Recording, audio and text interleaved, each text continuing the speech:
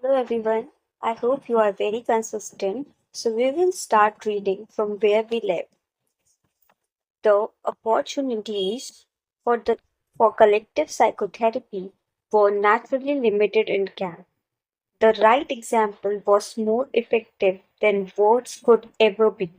A senior block warden who did not side with the authorities had, by his just and encouraging behavior, a thousand opportunities to exert a far reaching moral influence on those under his jurisdiction.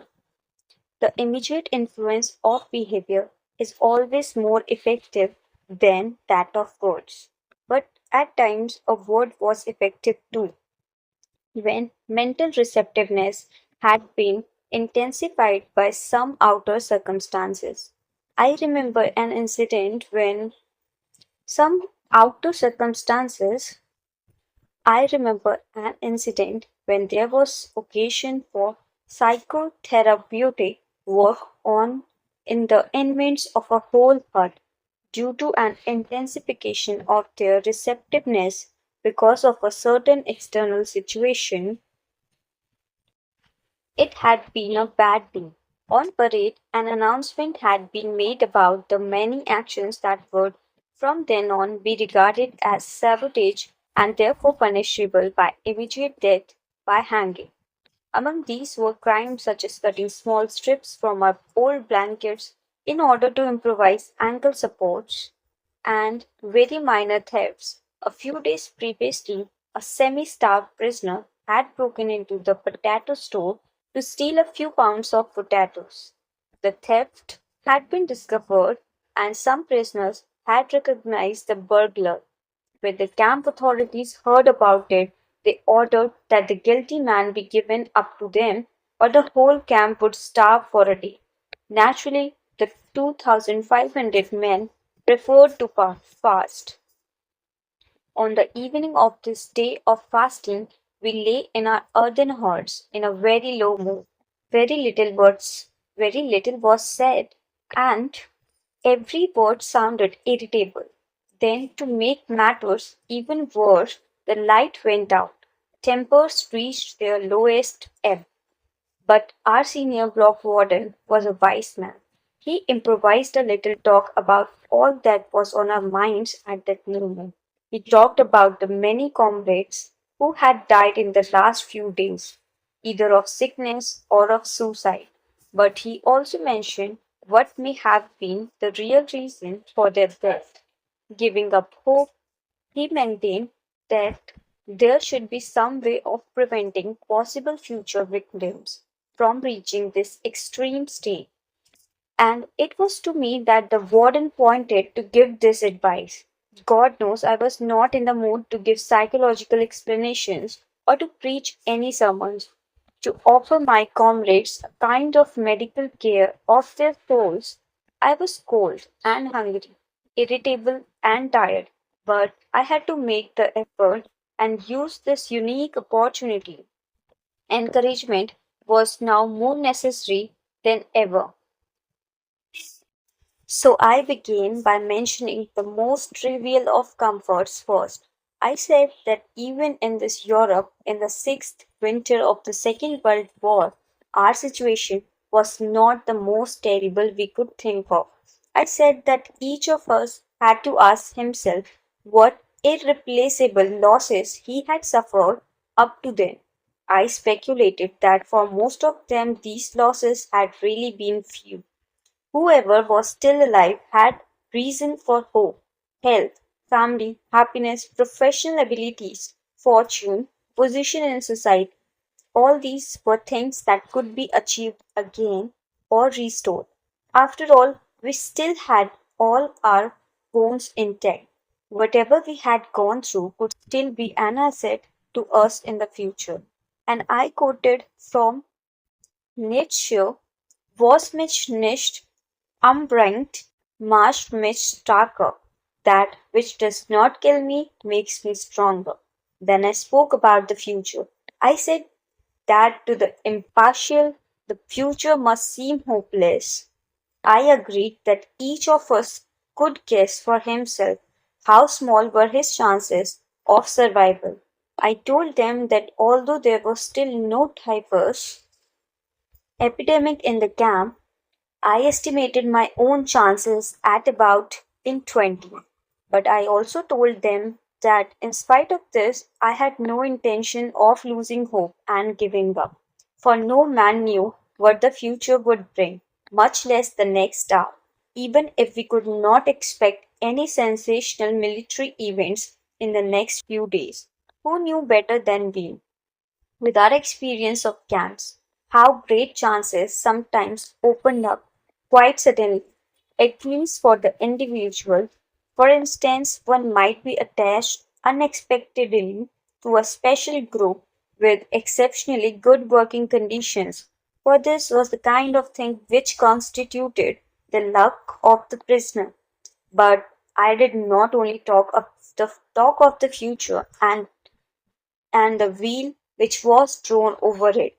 I also mentioned the past, all its joys, and how its light shone even in the present darkness. Again, I quoted a poet to avoid sounding like a preacher myself, who had written, Was due elapsed can cannon mash to wealth the robber. What you have experienced, no power on earth can take from you. Not only our experiences, but all we have done, whatever great thoughts we may have had, and all we have suffered. All this is not lost. Though it is past, we have brought it into being. Having been is also a kind of being, and perhaps the surest kind. Then I spoke of the many opportunities of giving life a meaning. I told my comrades, who lay motionless, although occasionally a sigh could be heard, that human life under any circumstances never ceases to have a meaning and that this infinite meaning of life includes suffering and dying, privation and death. I ask the poor creatures who listen to me attentively in the darkness of the heart to face up to the seriousness of our position. They must not lose hope, but should keep their courage in the certainty that the hopelessness of our struggle did not detract from its dignity and its meaning. I said that someone looks down on each of us in difficult hours, a friend, a wife, somebody alive or dead, or a God, and he would not expect us to disappoint him. He would hope to find us suffering proudly, not miserably, knowing how to die. And finally, I spoke of our sacrifice, which had meaning in every case. It was in the nature of this sacrifice that it should appear to be pointless in the normal world, the world of material success. But in reality, our sacrifice did have a meaning. Those of us who had any religious faith, I said frankly, could understand without difficulty.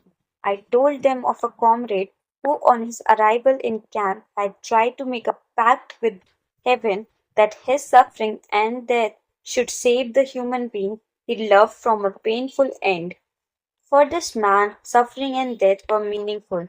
His was a sacrifice of the deepest significance. He did not want to die for nothing. None of us wanted that. The purpose of my words was to find a full meaning in our life, then and there, in that hurt and in that practically hopeless situation.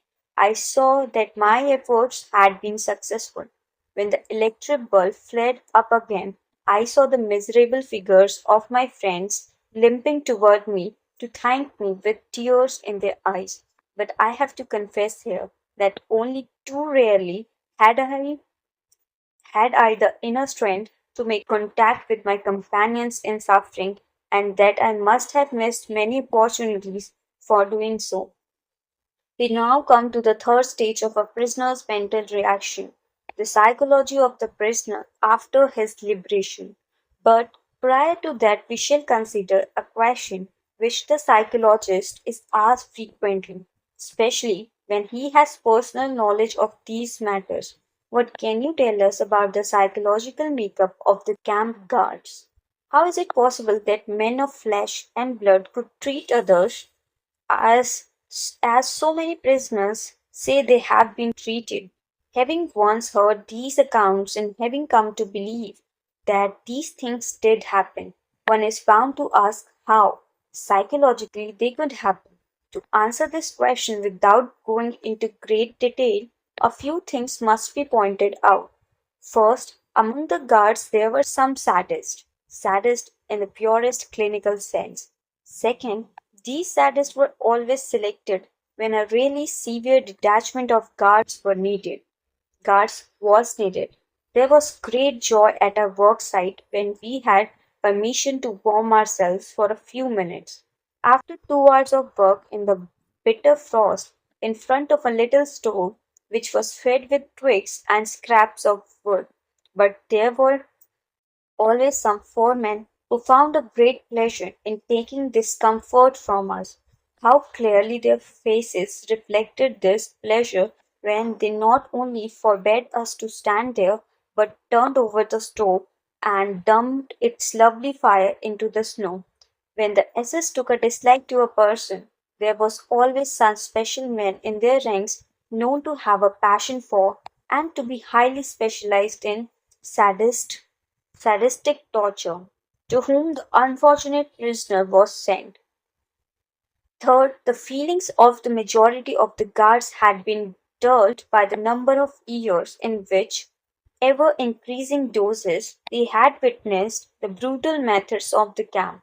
These morally and mentally and hardened men at least refused to take active part in sadistic measures, but they did not prevent others from carrying them out. Fourth, it must be stated that even among the guards there were some who took pity on us. I shall only mention the commander of the camp from which I was liberated. It was found after the liberation only the camp doctor, a prisoner himself, had known of it previously, that this man had paid no small sum of money from his own pocket in order to purchase medicines for his prisoners from the nearest Market's town, but the senior camp warden, a prisoner himself, was harder than any of the SS guards. He beat the other prisoner at every slightest opportunity, while the camp commander, to my knowledge, never once lifted his hand against any of us. It is apparent that the mere knowledge that a man was either a camp guard or a prisoner tells us almost nothing. Human kindness can be found in all groups, even those which, as a whole, it would be easy to condemn. The boundaries between groups overlap, and we must not try to simplify matters by saying that these men were angels and those were devils. Certainly, it was a considerable achievement for a guard or foreman to be kind to the prisoners in spite of all the camp's influences, and, on the other hand, the baseness of a prisoner who treated his own companions badly was exceptionally contemptible. Obviously, the prisoners found the lack of character in such men specially upsetting, while they were profoundly moved by the smallest kindness received from any of the guards. I remember how one day a foreman secretly gave me a piece of bread which I knew he must have saved from his breakfast ration. It was far more than the small piece of bread which moved me to tears at that time. It was the human something which this man also gave to me, the word and look which accompanied the gift.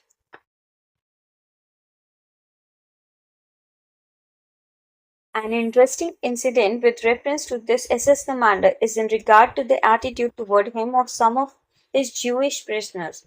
At the end of the war, when the American troops liberated the prisoners from our camp, three young Hungarian Jews had hid this commander in the Bavarian woods. Then they went to the commandant of the American forces, who was very eager to capture this SS commander, and they said they would tell him where he was, but only under certain conditions. The American commander must promise that absolutely no harm would come to this man. After a while, the American officer finally promised these young Jews that the SS commander, when taken into the captivity, would be kept safe from harm.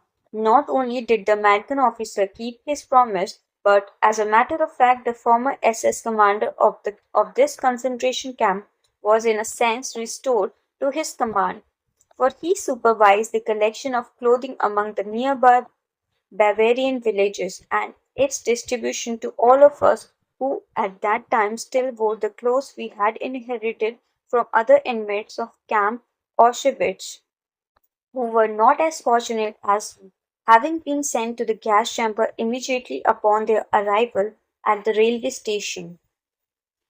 From all this, we may learn that there are two races of men in this world, but only these two, the race of the decent man and the race of the indecent man. Both are found everywhere. They penetrate into all groups of society. No group consists entirely of decent or indecent people. In this sense, no group is of pure race, and therefore one occasionally found a decent fellow among the camp guards. Life in a concentration camp tore open the human soul and exposed its depths. Is it surprising that in those depths we again found only human qualities, which in their very nature were a mixture of good and evil? The rift dividing good from evil, which goes through all human beings, reaches into the lowest depth and becomes apparent even on the bottom of the abyss which is laid open by the concentration camp. And now to the last chapter in the psychology of a concentration camp, the psychology of the prisoner who has been released, in describing the experiences of liberation, which naturally must be personal, we shall pick up the threads of that part of our narrative which told of the morning when the white flag was hoisted above the camp gates after days of high tension. This state of inner suspense was followed by total relaxation, but it would be quite wrong to think that we went mad with joy. What then did happen? With tired step, we prisoners dragged ourselves to the camp gates. Timidly, we looked around and glanced at each other questioningly. Then we ventured a few steps out of camp. This time no order was shouted at us, nor was there any need to duck quickly to avoid a blow or kick. Oh no, this time the guards offered us cigarettes. We hardly recognized them at first. They had hurriedly changed into civilian clothes. We walked slowly along the road leading from the camp. Soon our legs hurt and threatened to buckle, but we limped on. We wanted to see the camp surrounding for the first time with the eyes of free men. Freedom.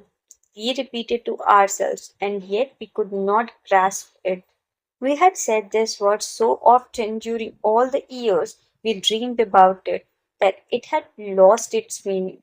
Its reality did not penetrate into our consciousness. We could not grasp the fact that freedom was ours.